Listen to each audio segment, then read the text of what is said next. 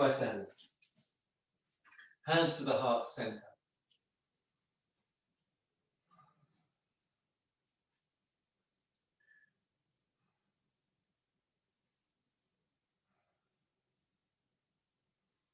Well, you can either listen, or if you know it, chant along to the Savitur, that is to the god Savitur, who is the god of inspiration. There's this Gayatri Mantra, the famous and most ancient Gayatri Mantra, which is done at sunrise, sun zenith, midday, and sunset, which is not now, but soon. So you can listen to it, it will carry a blessing energy by listening to it, or join in if you know it.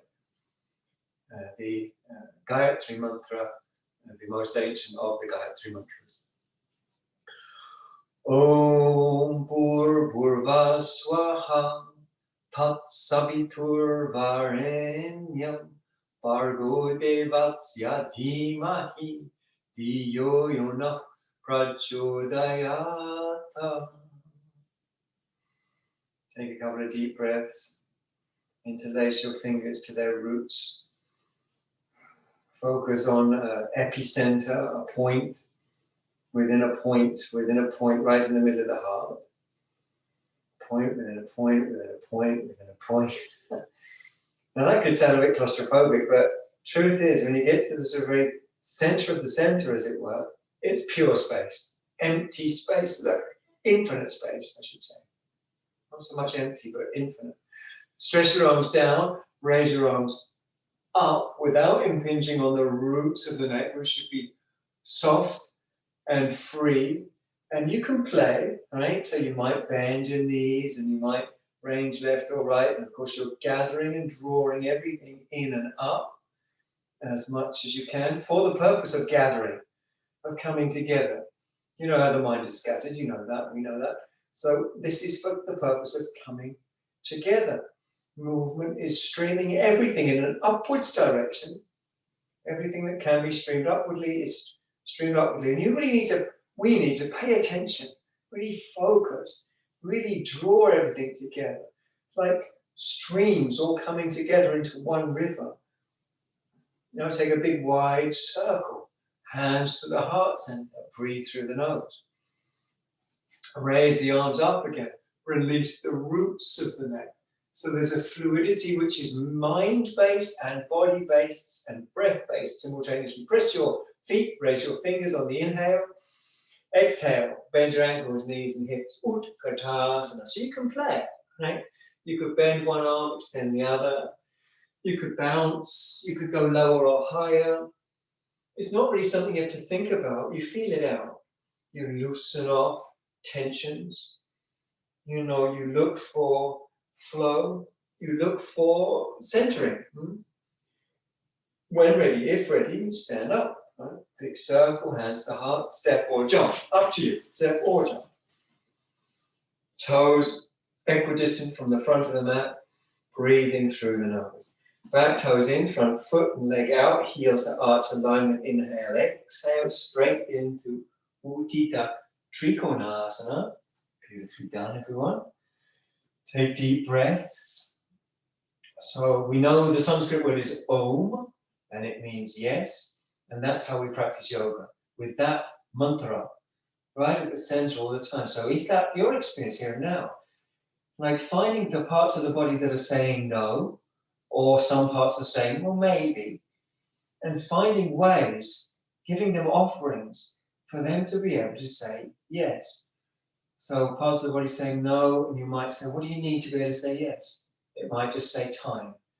I need time, you know, take pressure off, that kind of thing.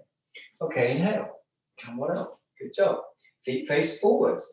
Either keep the arms up or bring them to the hips as you like, back toes in, front foot and leg out, the ball of the foot, finish up the dead on the heel. Hope you didn't say it too quick. Light tone in the tummy. Inhale, exhale, and come. Utthita, Trikonasana. Deep, honest breaths. I just realized I didn't take this microphone with me. Might be easier if I do. Deep, honest breaths.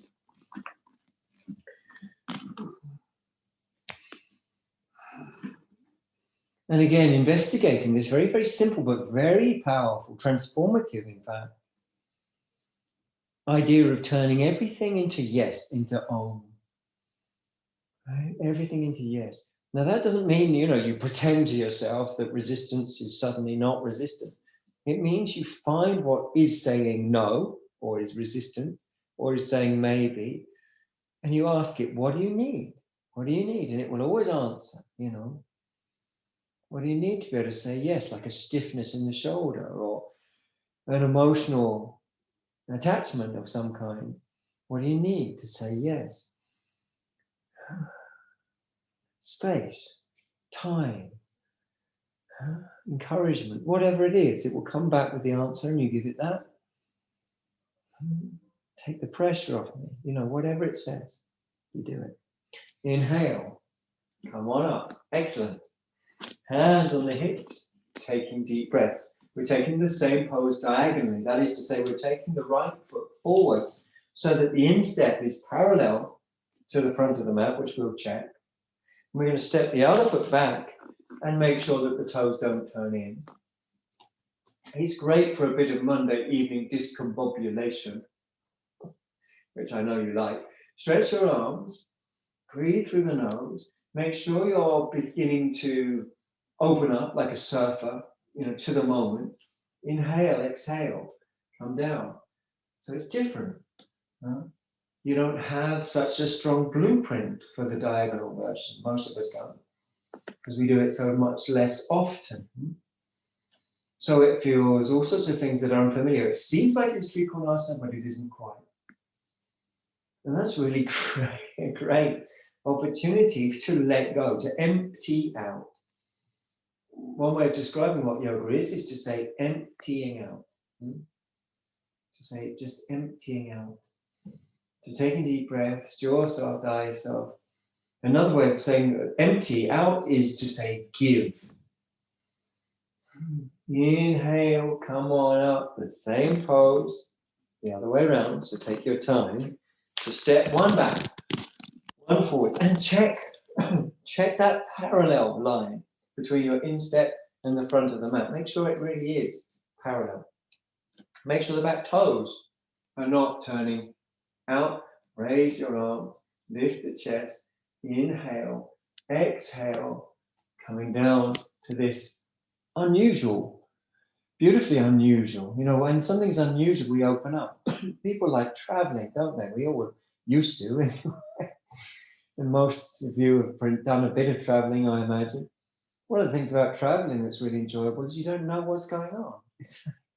You go to cultures that are different to your own and climates that are different to the ones you're brought up in. And that kind of thing. And so it can be really opening. And same with this pose now. Here it's different, right? So you haven't got a program to attach to this. So how are you going to feel it out? Right? So you have to wake up, breathe, and wake up to it. Great job, good job. Come on up, well done, beautiful. Now, I'd like you to get a block, either a brick block or a regular block would be okay. So I've got a brick block here. I don't know why I'm showing you that. And then there's a regular block there. And then they're basically,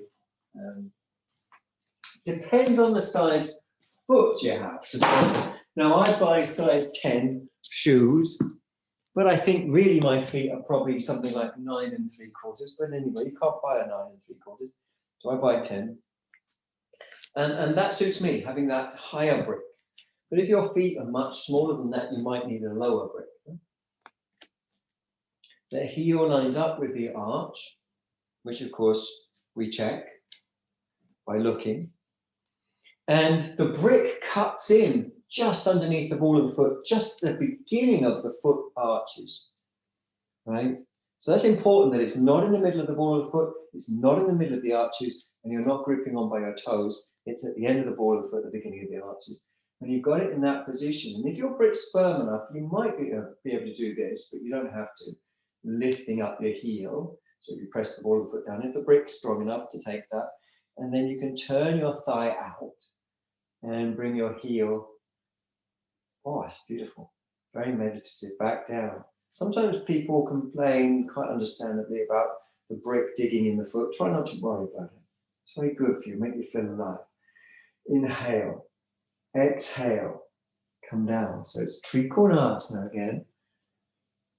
Imagine the tissue on the back of the legs, the skin, and the fatty cells, so the superficial fascia, hugging into the muscles that are being stretched, the hamstrings. Huh? Imagine the fascia, the superficial fascia that contains fat cells and skin, hugging in. So fat cells are like, they're fat cells, so they have a higher water content, so they have a higher ability to adapt and to support, because they're a bit squishy. Right? So just feel those, imagine at least that you're supporting from the back, or there is support from the back. Inhale, up you come, good job. Best, I think, to walk your back foot towards your front foot to come out of this. And then you're going to move your blocks, or your block rather. It's just one, isn't it? Just move your block over to the other side. Similarly, you can use a book for this, of course, but it would have to be a firm book and one that you wouldn't mind putting your foot on. So not, some antique book or something. Okay, heel to arch. Check when you're ready. Have a good look. Make sure you've got heel to arch, and make sure that your back toes turn in by checking and double checking, because the body is a tricksy place. If you find it worked before to lift your heel up and then turn your thigh out, so you press the ball and foot down, then turn your thigh out and then bring the heel back down, then that's great. Stretch the arms, raise the lead arm, inhale, exhale, coming down. Imagine the fat cells hugging in, the skin hugging in from the back towards the hamstring muscles, which are the three main muscles on the back of the leg. Semimembranous, semitendinous, bicep femoris. They hug in, and that's a meditation, you see. If you can visualize this sort of, the fact that the fat cells are held by the superficial fascia, but the fact that fat cells have a higher water content should help you to feel that you can kind of mesh those cells in to the little grooves and the valleys and spaces within the muscles and between the muscles to provide a sort of softness, a psychophysical calmness, which really helps the body tremendously. It often surprises me how little sometimes we hear about emotions and attitude in yoga, when of course we know emotions and attitude affect our body profoundly. Inhale, come on up. Walk your back foot towards your front foot without haste. Catch a breath or two or three. You might kick out or shake out. Now we're going to use a brick block again. We're going to do Trikonasana again. This is a Trikonasana bonanza. The brick block's going to go behind your leg. Some yoga teachers tell you to put your hand in front of your leg. Not this one. This yoga teacher says no to that. Why? Because we want to maximize the extension of the bottom side of the body so that we don't side flex the trunk. Now, once you've got your brick in position, now you don't have to do this, but I'm going to, if you've got a mat that allows it and it's not too difficult, what I'm going to instruct you to do, if you can, is do a wheelie with your foot. That is to say, your foot itself pulls up, the ball of the foot pulls up, so you're doing a wheelie on the heel. Then you stretch, keep that pulling up into the groin. Inhale, raise your lead arm. Exhale, as you come down, let your foot return down, but keep that energy up in the groin. And fat cells coming into support. You come down to your brick. Might be quite far, but remember, if your stride's too short, you're going to be taller and further from the block. If you are tall, you might want a bit more height. That's fine, of course. Breathe deep, jaw soft. And even if you can come lower, this is a nice way to do it, unless you feel jammed in the shoulder. If you feel jammed in the shoulder because it's too high for you, you're very short and flexible, then okay, you can have it lower, that's fine.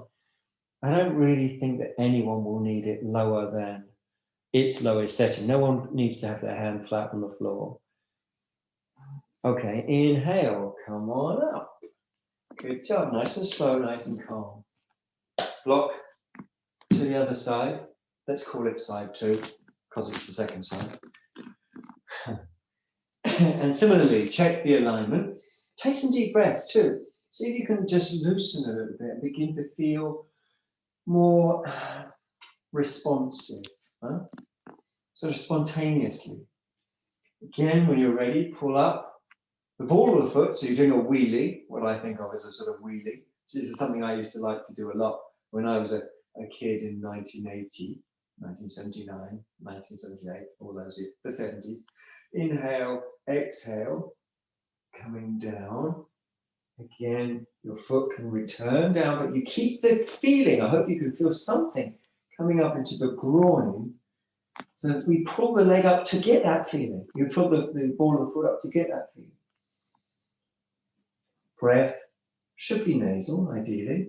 Again, only if you feel sort of pushed up into the shoulder would you take the brick lower, but I really don't think that there are many who would need the block completely flat. It may be you've got long arms and short legs, and so okay, but I don't think there's anyone who would need to have their hand flat on the floor for this, but could be wrong. Breathe easy, jaw soft, eyes soft, brain soft, throat soft, tongue soft. Play as well.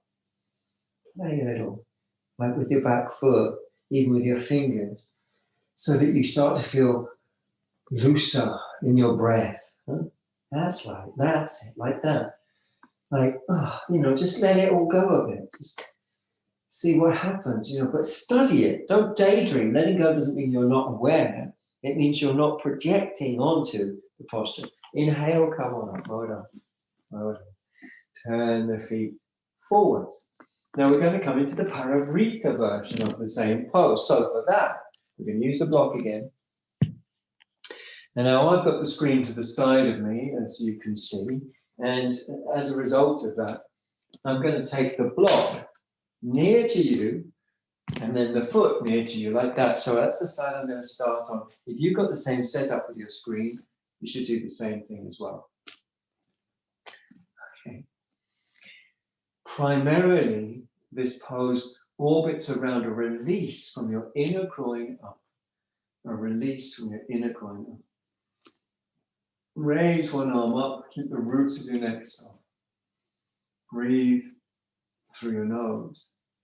Release from the inner groin up is psychophysical, so inhale to do it when you're ready, inner groin up. Exhale, extend and turn. Right, extend and turn. And you're coming down to your brick block. The thing that could cause restriction in this pose, of course, is having the legs too narrow across the width of the mat. If you're heel to heel, it's probably too narrow. You should go up to hip width, and most people should be hip width. Lengthen the bottom ribs. So take a breath, take another when you're ready, take another after that. Keep taking deep breaths. And then when you're calm enough through this spontaneous natural breath, then bend your bottom elbow a little bit. Then extend your bottom ribs as you straighten the bottom elbow. And imagine that as you straighten the bottom elbow, there's a pull down from your shoulder blade to a point below your elbow. And if you didn't get that feeling, bend your elbow again. Take a breath or two, be calm. And then extend the bottom ribs. And again, press down to straighten the elbow. But imagine that the energy is pulling down from the shoulder blade. It's actually from the infraglenoid tubercle, but who cares about that? Right? Okay, well done. Come on up. And we're going to go down the other way. So uncurl yourself naturally. Now, because I like seeing you, because you've got such nice faces, then I'm going to just move my block to the other end of the mat, because then I can still turn towards you. You might want to do the same. Nice to have the company, isn't it? 1 foot forward, 1 foot back. Hands on the hips. Breathing through the nose. Again, the inner groin. So if you know the iliacus and psoas muscles, then maybe you spontaneously visualize something that correlates to those. But even if you don't, just visualize a release from your inner top thigh up, which is psychophysical. and keep releasing. Then it goes right the way through the belly. Raise the opposite arm to your front leg. Keep that tone in the tummy. Inhale, exhale, coming down. And the back leg almost escapes away. Right? And it's a lovely, easy way. Then you come down to your brick block. Hand on the sacrum, which is the bony plate between the buttock flesh. Have whatever height of block suits you best. As before, we don't want it too low, because otherwise you'll side bend the trunk, and you don't want it too high, because otherwise you'll jam the shoulder. So hopefully you got it just right for you. Now we're going to do the same little thing we did before. We're going to bend the bottom elbow. We're going to take a few breaths. So let's do that together. Just give yourself a chance to, take some of the pressure off. You can even let the back knee bend. And when you're feeling a little calmer, a bit more absorbed in the present, rather than, in reactions, then when we're calm, we bend the elbow and re-straighten it as we extend the bottom ribs. So we can imagine you're pulling the bottom ribs, and then the body turns, right? The body turns. The jaw never tenses. The breath stays expressive.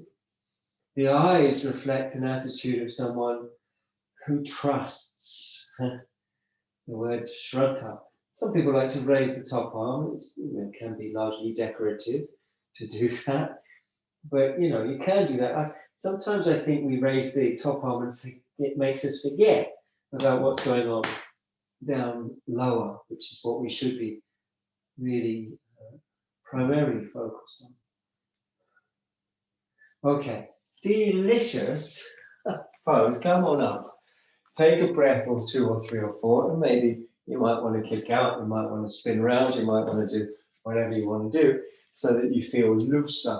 Now, when you're feeling looser, we're going to bring our feet close or together. Now, by the way, let me just give you a suggestion. You can use a block to one side of you like this. It can be this height or lower, because in a moment we're going to wrap one leg around the other. And for some people, their legs don't wrap all the way around. So it's quite nice to have the toes supported on something like that. So that's an option. Anyway, we're not doing the legs first, we're doing the arms first. So stretch the arms out like you're going to hug a tree. Okay, and breathing deep and chest lifted and shoulder blades deep. So you've got this sort of inspiring, vitamin advert kind of posture. Celebrate life with B vitamins or whatever. Those kind of, well person kind of effort. Stretching out like that. And then when ready, right arm over the top of the leg, and then release and do it again. And do that a few times. Every time you do it, you'll feel your deltoid, which is a muscle that caps the shoulder, getting a stretch, which is nice. And something to breathe into, and triggers release, which of course is what we're interested in. And eventually, you might feel ready to wrap slowly around one arm around the other. But that's optional. Some people find their arms are resting on their chest, and it will affect your breathing, because if your chest is downwardly pressed, then that will affect the xiphoid cartilage, which the diaphragm is attached to, as well as other places. So you can lift your arms off your chest, but if you do that, please imagine your shoulder blades going deeper in from the back of your body, as it were, towards the front of your body. So if your arms go up, shoulder blades, it's a lovely feeling. You visualize them going deeper. Now, opposite arm, opposite leg, so you bend your ankles, knees, and hips. You're going to cross your leg over. Again, you can use the block. I don't know where I put mine, but you can use a block for your foot to come to. Or if your legs are crossed quite high and you don't put any strain in your knees, then you might wrap further around. Further doesn't mean better. Further just means further. Right? It's not better the further you go from your home. It might be, but it might not be. Right? Like, the furthest place you can go isn't better than here, is it? Because it will be somewhere in deep space and you won't be able to breathe. So further isn't better. Breathing into this though, Garudasana, magic pose. It's really fantastic. Okay, come on up. Slow and easy release. Catch your breath. Release your arms again, slow and easy. This is so beautiful for your energy channels. Ida Pingala Sushumna. Give yourself a moment's breath in Tadasana, so you might move a little or not. It's not really up to anything to do with us. We're not making a decision. We're not making a thought-based idea. It's nothing to do with that. It's just to do with sort of not being caught up. You know, any movement that stops you going to doubt is the right movement. If you're going to doubt, then move in a way that feels just like beyond doubt. It feels natural. Your movements are your mind, and your mind is your movements. Stretch your arms if you're ready. And again, a little spontaneity. You can move in any way you like, you know, so I want to bring my hands together, so I did. So you could do whatever, and extend, keep loose, loosen up. And when you feel ready, opposite arm to the one we just did, crosses over. There's that stretch in the deltoid, the muscle that caps the shoulder. And then you repeat. And each time you repeat, it's an invitation for the body to drop what it's holding, drop its sort of ballast, as it were. In some Indian traditions, karma is actually seen as a sort of ballast, like the soul is like a balloon, and karma sticks to it in these sort of particles. And the more karma is released, the more these sort of tensions are released, and the lighter the balloon becomes, until it floats up, apparently, according to this particular tradition, to the very top of the universe, where the soul, with other millions, infinity of souls, rests in complete, tranquil happiness and peace. It's kind of a nice metaphor. When you're ready to wrap all the way around, you can. That's basically sort of a summary of Jainism, or Jainism. Okay, and when you're ready, if you're ready, bend your ankles, knees, and hips. Opposite leg to the top arm will be your top leg. Don't force it. Don't forget you can rest your toes on a brick if you want. Bending a little lower and crossing a little higher can definitely help. Breathing into it, having it, you know, enjoying your yoga, whatever, however it comes out, is also very nice. So many muscles benefit from this posture. I won't even begin to list them. But you maximize the benefit through your breath. Simple as that. You maximize the benefit through your breath. Simple as that.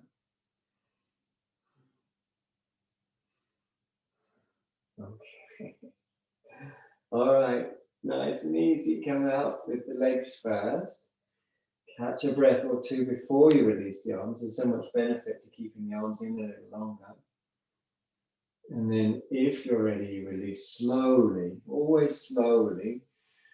Catch your breath and have a little movement, a little shimmy, a little movement. Now, you might want to use a belt, or you might need a tea towel or something like that, because we're going to bring one hand to meet the other up the back, like that. And obviously we don't force that.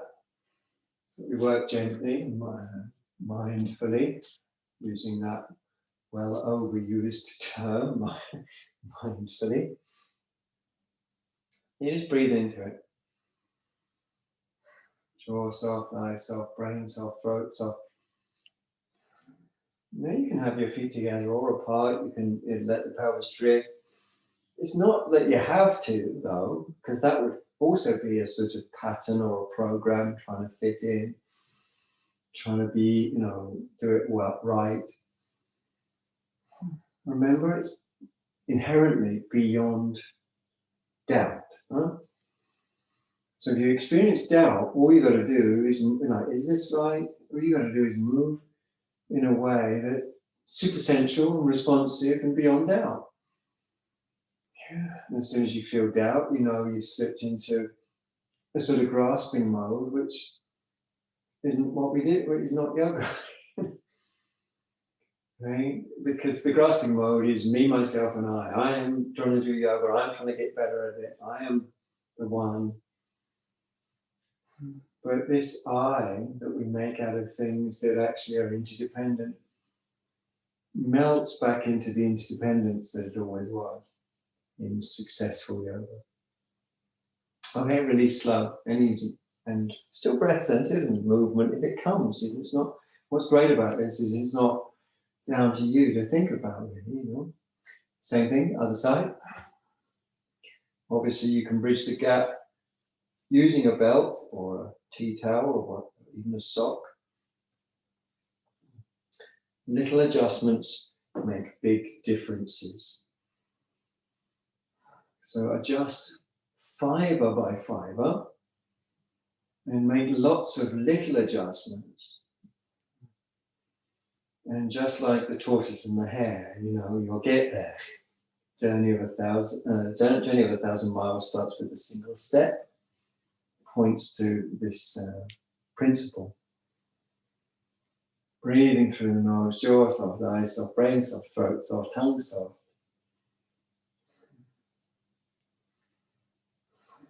Beautiful. Giving is the Sanskrit word is dana, and if you listen to the English word dona, you can hear it's very, very similar. Well, they have exactly the same cognate. They share the same original word, some word in Proto-Indo-European. I'm afraid I can't tell you what it is. But something that would have sounded a bit like both of them, spoken by peoples around 6,000 years ago, before the languages went their different ways. Indo-Iranian went one way, and then the Indo-European went the other way. Okay, slow and easy. Take a breath or two. Okay, now you might guess that we're going to come into Paschima Namaskara, or just holding your elbows is totally useful as well. Again, it's a fiber by fiber from the chest fibers, moment by moment, movements. That's what helps, I think. Fiber by fiber, moment by moment, repetition. You can't do that too much. You can do it too little, but you can't do that too much. So keep doing that fiber by fiber, and when you feel ready to step your feet apart, great. Ready means there's more integration. More fibers are agreeing with more fibers. And of course, those fibers are an expression. You know, what happens in the body simply expresses what's happening in the nervous system underneath. The muscular system is the nervous system, so we call it the neuromuscular system. So deep breath, soft eyes, soft brain, soft jaw, soft tongue. Super. Okay. Turn your back toes in. You choose which direction to turn. Front foot and leg out. Walk your front foot further across the width of your mat. Lift your back heel up. Externally rotate it. And then bring it down again. Now go back to feeling that inner groin that we talked about earlier. That stretch up. That release up. And back on the inhale. So whenever you're ready, inhale. Exhale forwards from the inner groin. It's a release. It's a psychophysical sense of space in the inner groin of the back leg. You come to wherever you come. It doesn't matter.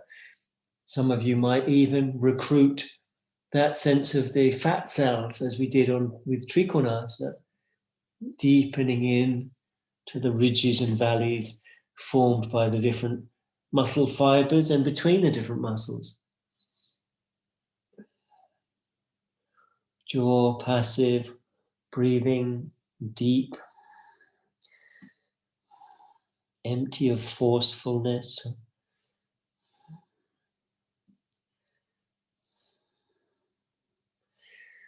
Inhaling if you're ready to come up, coming up calmly. Don't release your arms. I know it might be tempting. Turn to the front, take breaths, plural. Let some of them be really deep. See if you can melt. Psychophysical melting of tensions. Give, in other words. Dana, Sanskrit, D-A-N-A. Donor in English, to donate, to be a donor, is to give. Back toes in, front foot and leg up. Turn the whole body, walk the front foot further across the width of the mat. Lift the back heel, externally rotate it and land it. Breathe through your nose. Let the breath flow.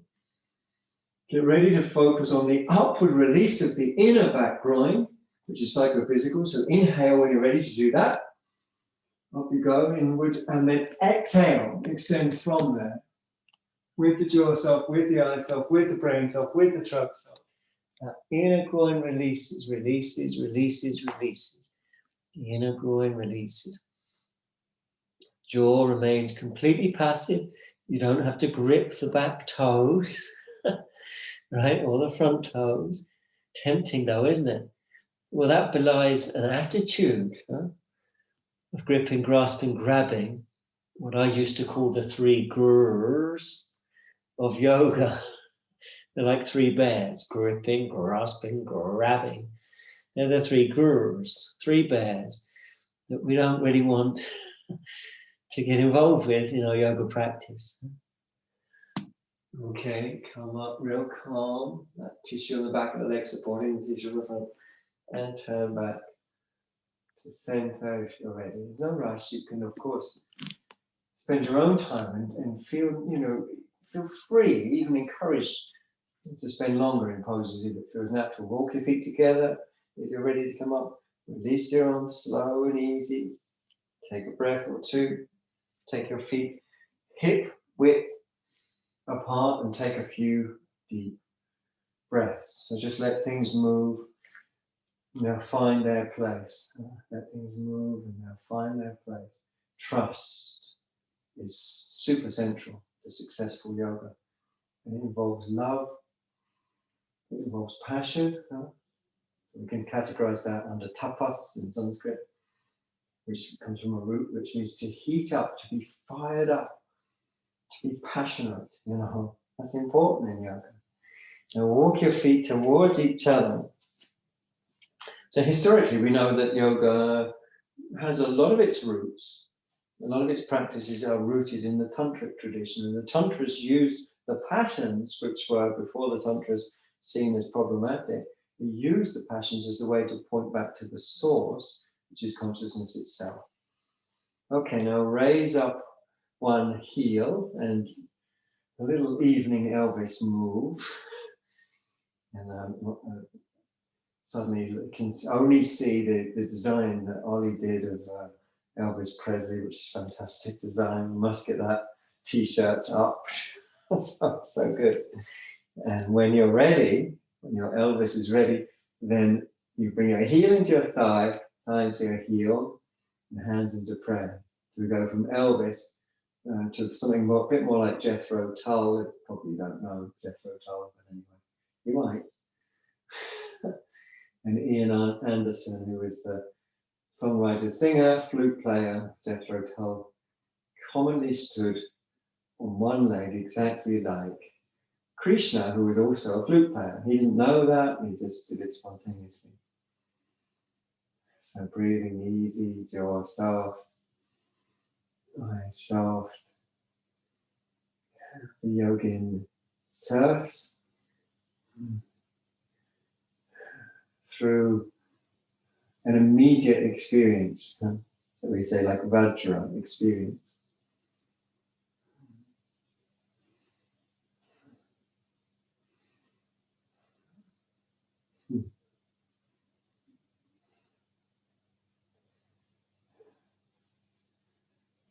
Okay. Release your hands, release your foot, take deep breaths. Feet together, maybe you want a little shimmy, a little shimmy shake. And when you're ready, go ahead and raise up the other heel. And if you find little Elvis moves are they're kind of loose, right? It's classic sort of Elvis move when he was kind of loose and relaxed. And that was kind of part of his charm. I mean, everyone likes Elvis, I think, right? Surely. Okay. Anyway, when you're ready, you can bring your heel up into the, as high up as you can, just to wherever, you know. And hands into prayer. Breathing ideally through the nose. Great opportunity to serve.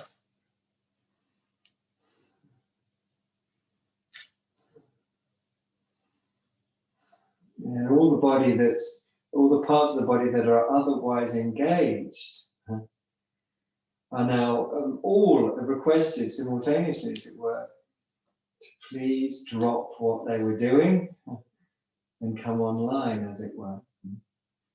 And that's when the mind wakes up.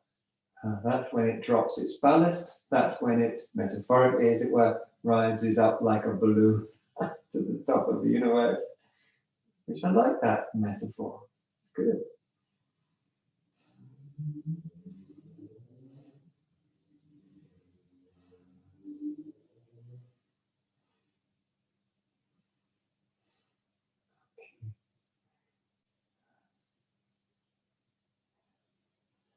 Okay.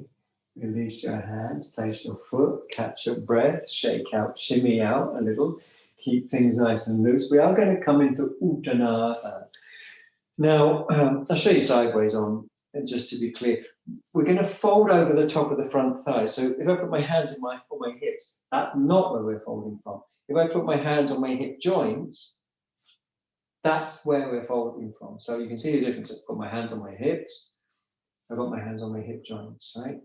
Hands on my hips, hands on my hip joints. Hip joints at the top of the thigh. So lift up from the inner groin when you're ready. Let's do it together. Exhale, fold over the top of the front thighs, right? You're going to bring your hands flat, so it's probably going to mean you're bending your knees. Hands are going to come flat. We're probably bending our knees. It maybe you've got short legs and long torso, long arms, so maybe you don't bend the knees, but most people will. Some people find raising the foot, one foot at a time, like just the front part, and then the other. Some people find that useful because the back chain of connective tissue extends into the feet. So if you massage there, you also help to hydrate and circulate energy through elsewhere. Now, you could hold your biceps or your elbow points, and we'd only release the head if we felt like it was the whole spine was releasing, not just the head, but the whole spine. So unusually, anyone who's got straight legs in this pose, which is unusual, would hang from the hip joints. And then if the body releases from the hip joints and points straight down, then the head follows that. Most of us have got our knees bent, which is good and right. So our back muscles are getting a good stretch. And you should be able to release your neck in that case as well. Okay, beautiful. Release your arms. Now we're going to walk forwards like some sort of lolloping thing. We're going to walk our hands forwards and walk our feet backwards. And of course, you now recognize that we're in Adho Mukha Svanasana. Pad your paws into a deeper weave into the mat. Pad your paws into a deeper weave with the mat. So that means you kind of lift and land your hands a few times with a purpose. Always this Lila Artha Lakshana, purpose is the central part of that trilogy. Lila, play, purpose is absorption. That's the purpose. So you pad your paws purposefully. Maybe you bend your knees, maybe you extend your knees. Huh? Maybe you move your pelvis left and right, getting things to hydrate, getting things to open up. Okay, well done. Come down to a regular kneeling position. Remember, you might need something between the heels and buttocks. One hand on top of the other, breathe through your nose. Keep the jaw soft. Some of you will find yourself, as I often do, rolling on the shins, because that massages the muscles on the front of the shins, but it also massages the muscles on the calves and on the thighs and in the buttocks and in the hips. You can feel it, in the groins. You know, I could end up listing all the muscles of the body, but because nearly every muscle, perhaps every muscle, benefits from this kind of movement, I find anyway.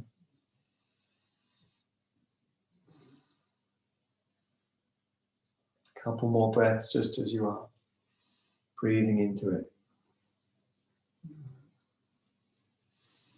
Breath is everything, remember? So if the breath kind of goes awry, it's an indicator. You know, the breath should be expressive. Okay, now we're going to come forwards onto our forearms. So I like to roll my sleeves up for this because it's more stable as surface. Your hands and elbows are shoulder width apart. The hands are as if you're holding bunches of flowers, and you stretch your legs back. Great opportunity to meditatively, that is to say absorbingly, play. So move forwards, move backwards, move left, move right, circle, whatever, you know, meditatively. In other words, move in ways that are absorbing. Forwards, backwards, left, right. Jaw soft, eyes soft, brain soft, throat soft. So I sometimes find my pose combines moving left, drifting left and right with moving forwards and backwards. But it doesn't have to, it just might. Okay, knees forwards. Come back calmly, slowly, easily to your kneeling position. And again, if you find a little movement helpful, please feel free. Jaw soft, eyes soft, brain soft, throat soft, tongue soft. And that expressive breath. Okay, release your hands. We're going to cross our legs in front of us on the front of the mat. So it's a simple cross-legged position. There should be a gap between the legs and the pelvis. If your lower back's a bit tight, have your feet elevated. That is to say, on some blocks. If you were using blocks, you'd have them long side to long side, not short end to short end. Okay, that's just for your reference. It's useful for anyone who's tight in the back to have their feet raised. Either way, hands on the floor behind you, fingers face forwards, buttocks tuck under. Remember, if you've got your feet on blocks, it's just the feet, your bum will be on the floor. Elbows down to the floor, tuck under again, elbows come out to the side, and then you come down. Some people, especially if they're me, which I am, like to move their arms left and right to hydrate. You might find that useful, right? To move the arms, to move the shoulder blades, to hydrate the fascia and myofascia around and in between. Remember, myofascia is just a sort of show-offy way of saying muscle and fascia together, which is what they are always. They're always together because fascia is one of the elements of a muscle. It's how the muscles are bundled together, muscle fibers, and then into spindles, and then into groups. So the arms can be stretched over the head or not, or they can land on a block or not. They can also be out to the side if you prefer. Breathing should be natural, expressive, and expressing that the yogi is giving, in a giving mode.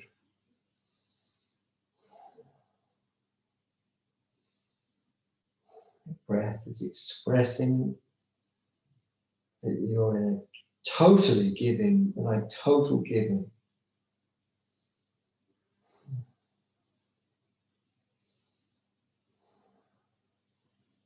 Okay, change the cross of your legs. Now here I like to bring my arms forwards, bring my hands to the top of the back pelvis, just scoot the buttocks under. You might find that useful too. And then if you are stretching your arms over the head, but you don't have to, you do that again. If you are doing that by moving your arms left and right. So I want to hydrate all that tissue.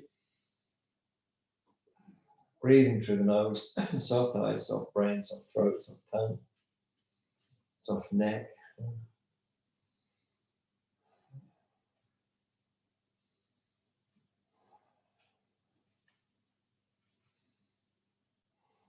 So breath is natural. The word for natural in Sanskrit is the same word as used for spontaneous, sahaja. It's natural, it's spontaneous.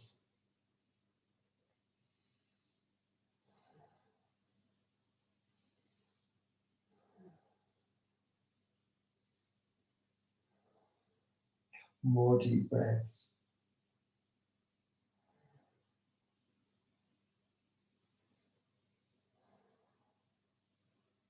Okay, bring your legs back together. Bring your heels close to your bum. And if your arms are over your head, keep them over your head. It's fine if they're not. But we're going to lift our bums up one way or the other and just let them bounce, tilt, sway. Just loosen off some lower back tissue. And for some people, it's bouncing. For some people, it's swaying. For some people, it's tilting. For some people, it's bouncing. And for some people, it's a combination thereof. But one way or the other, we limber up the lumbar. Okay. So limber up your lumbar means bring flow to your lower back. Make sure it's alive in a sort of fluid, natural, attentive, relaxed way. Okay, coming back down, slow and easy. Land the pelvis. Stretch your arms out to the side. So you might just kind of drift them down in a slow snow angel kind of thing. The elbows should be higher than the shoulders. Something you want to check is that the elbows are higher than the shoulders. And you're breathing through the nose. Okay. Now from there, you're going to raise up your feet. Breathing easy. Open the angle at the back of the knees to something like 90 degrees. Now, you get two choices here. Some people benefit from, most people will benefit from flexing and scooting the pelvis the opposite way to the way the legs are going to go. But some people don't find that comfortable, that scooting part. So if you don't find it comfortable to do the scooting part, then just come back and do it without it. But otherwise, the scooting is usually helpful for most, but not everyone. Suck the tummy in. The legs either float or land. You don't land the knees and float the feet, or land the feet and float the knees. It's one or the other. Keep as long as you can. So suck your tummy in, pull your chest up, breathe through the nose, keep your neck soft. Return to center. Land your feet. Try not to land them on the cat. You can avoid it. Check the alignment, elbows similarly positioned. You don't have to have the arms straight, but you can if you want. They can be a little bent or even a bit more bent, but the elbows must be higher than the shoulders. Flex up again. Scoot the pelvis, if you're doing that version, to one side as your legs go the other. So there are two sort of camps, really, for people who sometimes suffer from sacroiliac discomfort. One camp finds the lift and the shift really helpful, and the other camp finds it really unhelpful. So, and then for people with no SI problems, then it's not a problem. So either way, you can always change to the other method. Do breathe through your nose. Keep your neck soft.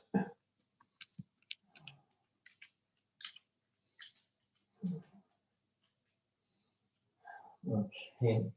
So good for the thoracolumbar fascia, which can be implicated in back problems where it builds up too much thickness and then presses on nerves. So this helps to break down some of that fascia. Come back up, land your feet, scoot the buttock, scoot the shoulder blades, catch a breath, like deep breaths in, deep breaths out. Let it be really natural. And really let it happen. So letting the breath happen is super important.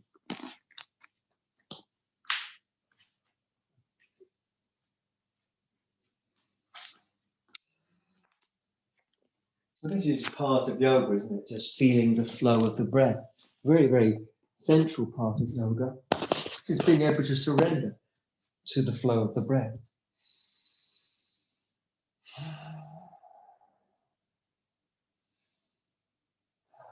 And we can even ask ourselves the question, if we've taken away from the flow, if we're arrested, as it were, and pulled by our habit patterns, we can notice where they're pulling us. Do they pull us to the future?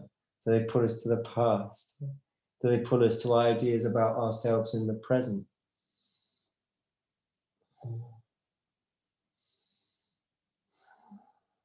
Now, feet close to your bum, arms stretched down towards your feet. Make sure you're in the center of your mat, not to the left or the right. Hold the mat firmly in the palms of your hands and draw your shoulders down away from your ears. As you're doing that, turn the arms out and the spine will lift. The head's on the floor, the feet are on the floor, the pelvis is on the floor. But when you turn your arms out, the chest will open, the spine will lift. Lightly tone your tummy in and up. On an exhale, come up. Moving left, moving right, moving up, moving down, bouncing, tilting, swaying. Jaw soft, eyes soft, brain soft, throat soft. Perhaps you want to turn out your arms more. Sometimes that allows us to open our chest towards the chin.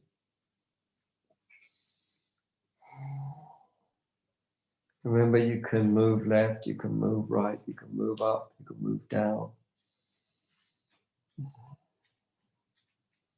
And that we're limbering up the lumbar again. Internally rotate the arms as you come down. Land the pelvis, walk the feet, tuck the buttocks, hands under the head, fingers interlaced. Let's take some deep breaths. I hope you're allowing a sigh or 2 or 5 or 11 or 112 or infinite amounts of sigh, just because a sigh is the same as the breath's version of giving. It's the part of giving that's expressed through the breath, a sigh. We're going to flex up the hips and the lower back's close to the floor. Again, something to breathe into.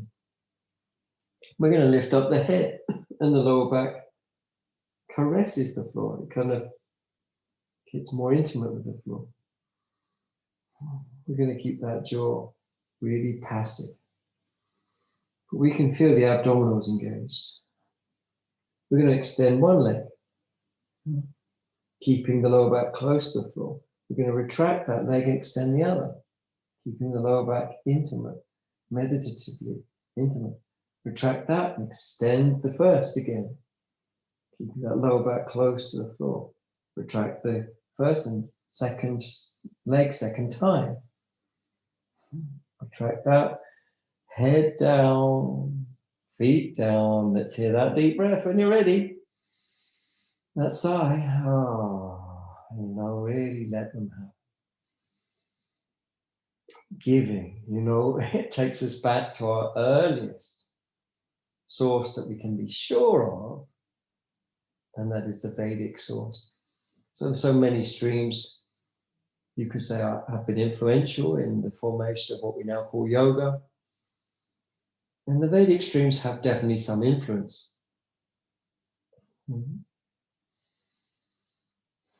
Some of the paradigms of the Vedic streams, at least, were then turned to the benefit of yoga. The Vedas are very beautiful texts.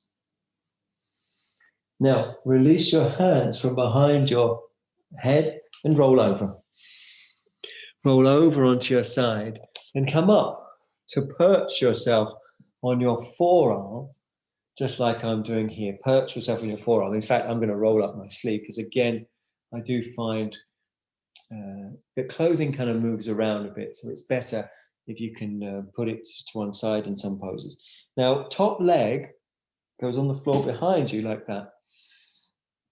Your elbow of the bent arm is a little forwards of the shoulder. Not much, but definitely a little. Light tone in the tummy. On the exhale, we'll come up. That is pushing up. And then keep your shoulder and chest passive. Sometimes I like to rub a hand onto that, sort of cup it and encourage it not to grip, or on the chest. You can also have your hand behind your head. You can also have your arm raised up. These are variants. You can even raise the heel of the leg that's behind you, supporting you. The point is the meditation, sharing the load, as it were. Okay, come down, slow, slow, slow, slow, slow. Knees up, come up, slow, slow, slow. And go around to the other side. Similarly, you might, if you've got sleeves that can be rolled up, that's my recommendation. And as before, make sure the elbows are a little forwards of the shoulder. That leg behind you, on the floor behind you, that light tone of the tummy, breathing through the nose. And it'll be on an exhalation that you'll come up. The jaw soft, the eyes soft, the throat soft, the tongue soft, the brain soft.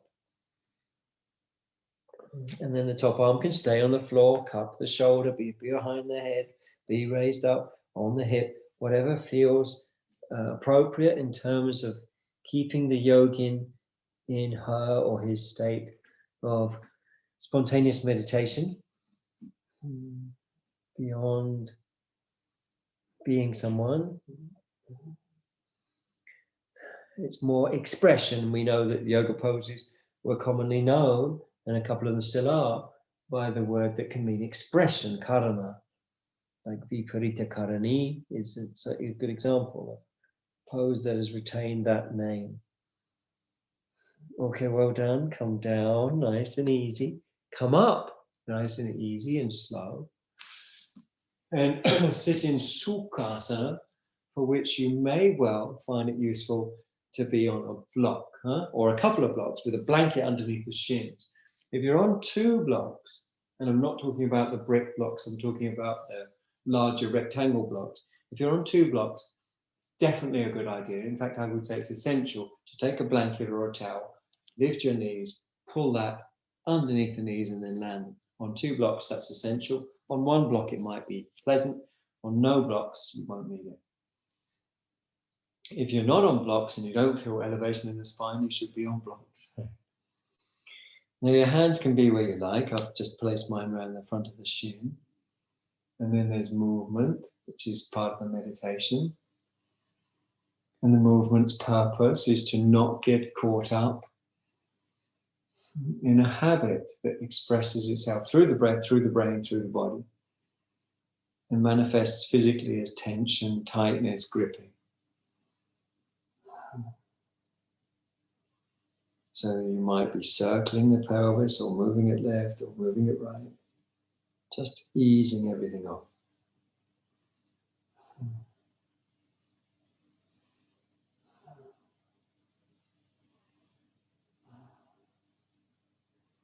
Once everything's feeling sufficiently sort of soft, and that might not be yet, and we're going to interlace our fingers and stretch the arms diagonally down and then raise the arms up without impinging the roots of the neck, which will keep psychophysically soft. Breath, of course, comes and goes. Maybe there's movement. That's part of how we might feel psychophysically soft.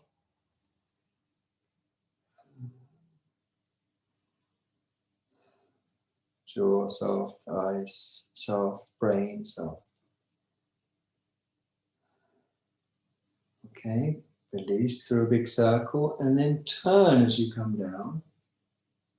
Doesn't matter which side. Keep the jaw soft, keep the knees soft. It's all meditation. Breathe expressively.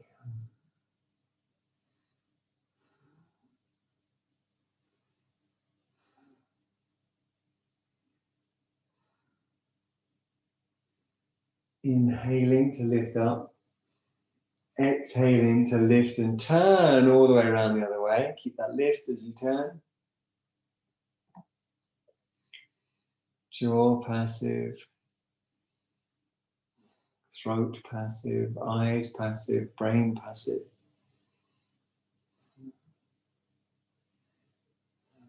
parigraha, empty of grasping.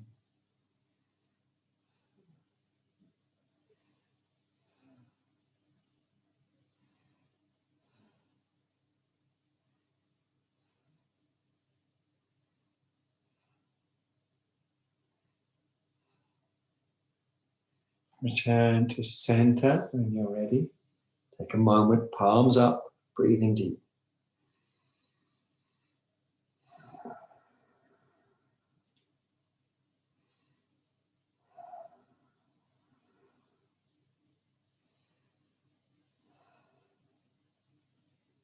Release your fingers, give them a wiggle, change the cross of your legs so the other leg is in front. Draw the buttock flesh out and back. Always listening and responding, going beyond paradigms, thoughts, feelings, ideas, memories, going beyond paradigms.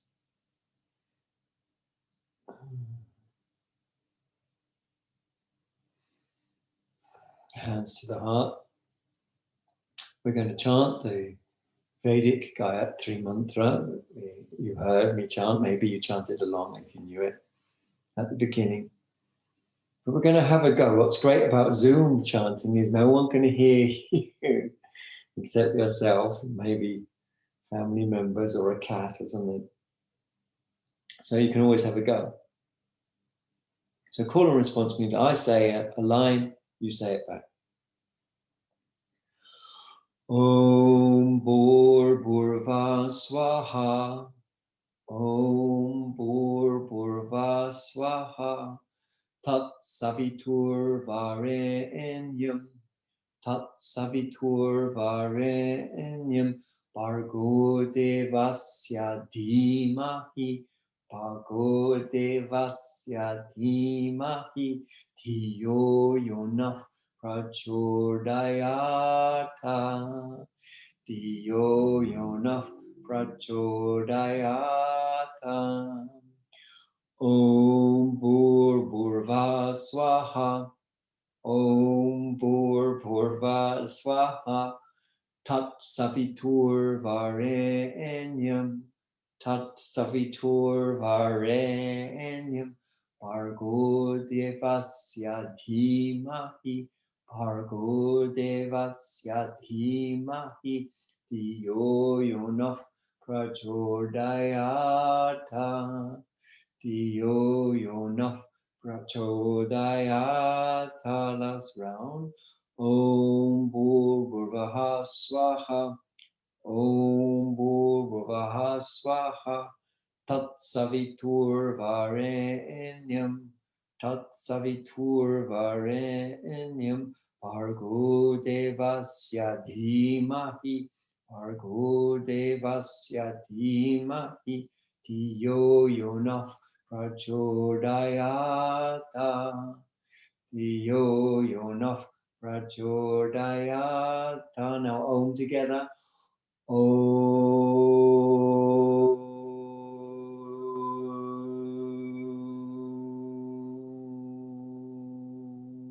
At the end of that, take a deep breath in with a deep breath out like a sigh. And take a few of those deep breaths. And enjoy the breath. Give to the breath. Release your hands.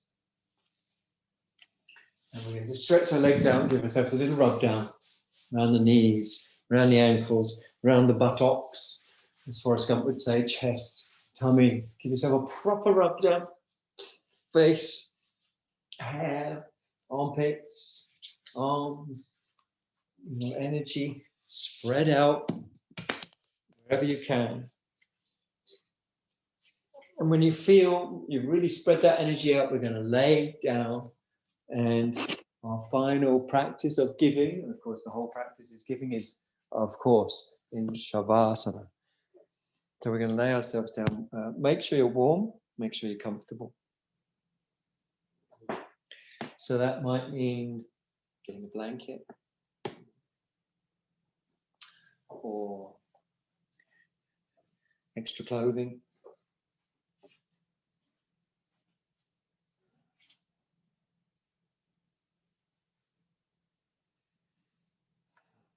reaching up.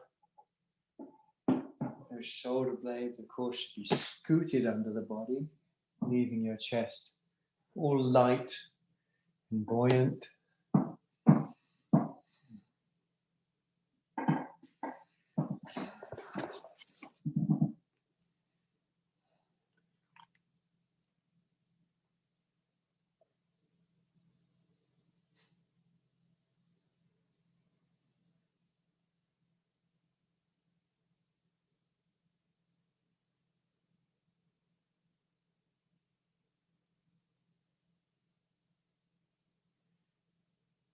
So giving weight, giving thought, giving breath to her, that is to say the goddess, which is everything manifest.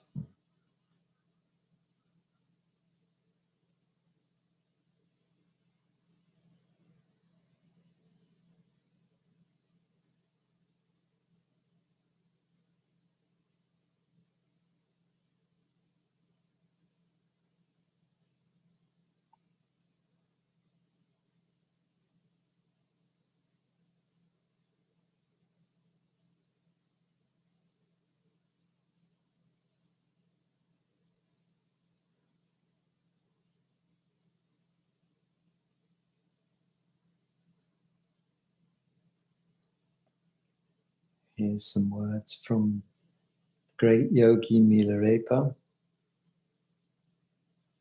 My voice and melody may not be good, but this song will surely carry the blessings of the lineage and illustrate the gists of the Buddha's teachings. Listen, faithful Sahal Ul, the woman devotee. If you want to cleanse the rust from the mirror of your mind, look into the depth of the pure sky and meditate in quiet mountains blessed by accomplished beings. To stay alone in a hermitage, one should know how to observe the deep essence of the wavering mind. Listen carefully, Sahal Ul, as I tell you how to meditate. To have faith unshaken while a novice of the Dharma is wonderful. Like a mountain standing firm, meditate with steadfastness. To win the merits of the Buddha, disregard both pain and pleasure. Like a river flowing on and on, meditate without interruption. To receive the blessings from your Guru, you should have incessant faith. Like the firmament, devoid of edge or center, meditate on vastness and infinity. To understand the innate truth, unite skill and wisdom. Like sun and moon in all their glory, meditate clearly without darkness, knowing that all beings are your parents. Love and show compassion to them.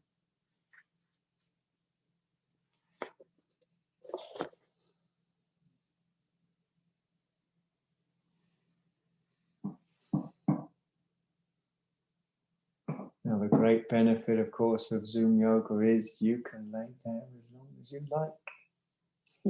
lay and lay and lay if you want. You can even stay there the entire night.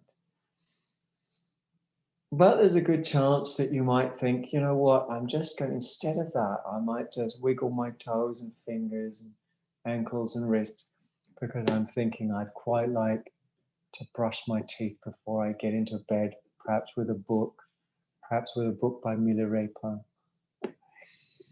You're bending your legs, soles of feet on the floor. Yeah, and roll to your left side when you're ready. No rush. Knees drawn up, tummy soft.